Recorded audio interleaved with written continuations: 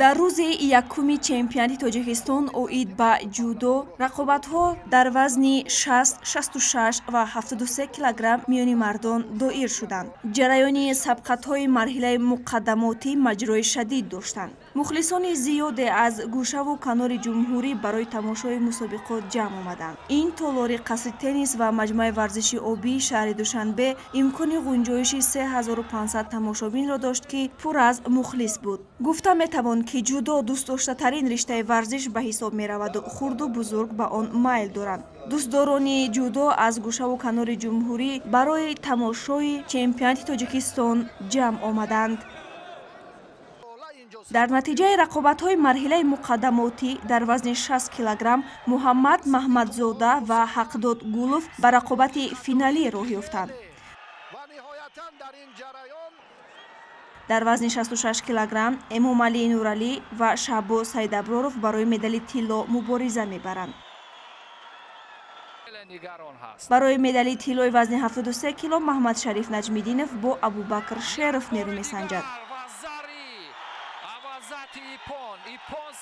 қабл аз оғози сабқатҳои финалӣ маросими мутантани кушодашавии чемпионат доир гардид, ки дар он роҳбарияти Кумитаи кор бо ҷавонон ва варзиш, Федератсияи ҷудои мамлакат, роҳбарияти дигар сохторҳои варзишӣ, собиқадорони соҳа, мураббиён ва доварон ширкат варзиданд. зимни суханронӣ масъулин аз рушди ҷудо дар қаламрави ҷумҳурӣ ёдовар шуда афзуданд, ки бо дастгирии пешвои миллат муҳтарам Эмомалӣ Раҳмон ва раиси шаҳри Душанбе муҳтарам Рустами Эмомалӣ солҳои охир соҳаи варзиш рӯ ба рушд ниҳода ба варзишгарон пайваста дастгириҳои ҳамаҷониба расонида мешаванд. барои сайқал додани сатҳи ҷудо дар мамлакат, ки навъи олимпии варзиш ба ҳисоб меравад, тамоми тадбирҳо андешида шуда мутахассисони хориҷӣ ба ватан даъват гардиданд. инчунин барои беҳтар намудани инфрасохтори варзишӣ дар шаҳри Душанбе бунёди академияи ҷудо ва дар шаҳрҳои Кӯлоб, Хорруғ ва Хуҷанд бунёди марказҳои ҷудо ба нақша гирифта шудааст. ҳамзамон дар маросими ифтитоҳ барномаи намоишӣ аз ҷониби ҷудокорони Навраз баҳри ҳозирин пешниҳод карда шуд. баъд аз маросими тантанавии ифтитоҳи чемпионати ҷумҳурии Тоҷикистон оид ба ҷудо рақобатҳои варзишгарони 3 вазн миёни мардон ва 1 вазн миёни занон дар марҳилаи ниҳоӣ баргузор шуданд. дар вазни 57 килограмм миёни бонувон рақобат барои ба даст овардани медали тилло бо иштироки Шоҳида Қаландарова ва Фазилат Гулбоева сурат гирифт. дар вақти асосии вохӯрӣ Шоҳида Қаландарова 1 имтиёзи вазаре гирифт ва бо ҳамин натиҷа дастбола шуда барандаи нишони тилло шуд. рӯзафзун Бегназарова сазовори медали биринҷӣ гардид. дар маросими ҷоизасупорӣ ба барандаи ҷойи сеюм 5000 сомонӣ, зинаи дуюм 10000 ва ҷойи аввал 15000 сомонӣ аз ҷониби роҳбарияти Федератсияи ҷудои Тоҷикистон тақдим гардид.